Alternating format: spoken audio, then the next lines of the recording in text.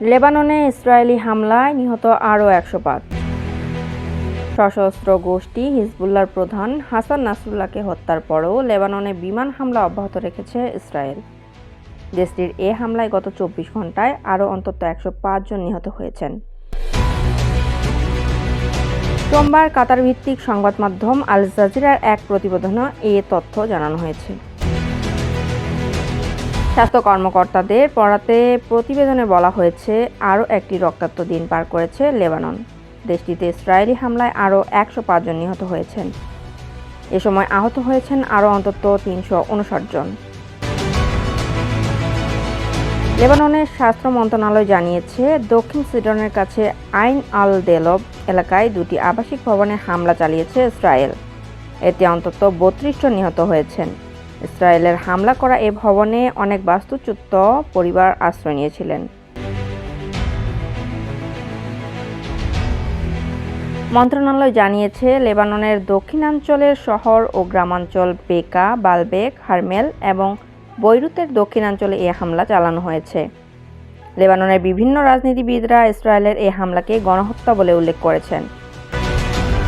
এদিকে ইয়েমেনের ২ বন্দরে হামলা চালিয়েছে ইসরায়েল।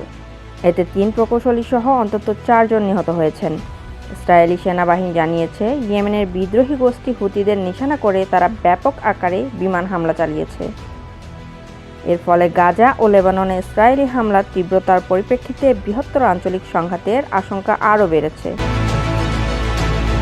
রোববার সেনাবাহিনীর বিবৃতিতে বলা হয়েছে, ইয়েমেনের এ হামলায় যুদ্ধবিমানের পাশাপাশি কয়েক ডজন আকাশযান অংশ নিয়েছে।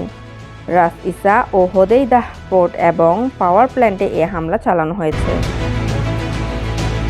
হুতিদের সংশ্লিষ্ট আল মাসিরা টিভি স্বাস্থ্য কর্মকর্তাদের বরাতে জানিয়েছে, ইসরায়েলের এ হামলায় অন্তত ৪ জন নিহত হয়েছেন। তাদের মধ্যে ১ জন বন্দরের কর্মী এবং ৩ জন বিদ্যুৎ প্রকৌশলী। জাতিসংঘের শরণার্থী বিষয়ক সংস্থার ইউএনএইচসিআর বরাতে বিবিসি জানিয়েছে, ইসরায়েলে এ হামলার কারণে লেবানন থেকে ৫০,০০০-এর বেশি মানুষ সিরিয়ায় আশ্রয় নিয়েছে। সংস্থাটির প্রধান ফিলিপ্পো গ্রান্দি এক্স পোস্টে জানান, হামলার কারণে লেবাননের অভ্যন্তরেও ২ লাখের বেশি মানুষ বাস্তুচ্যুত হয়েছেন। লেবানন ও সিরিয়া সরকারের সঙ্গে সমন্বয় করে জাতিসংঘের ত্রাণ কার্যক্রম চলছে।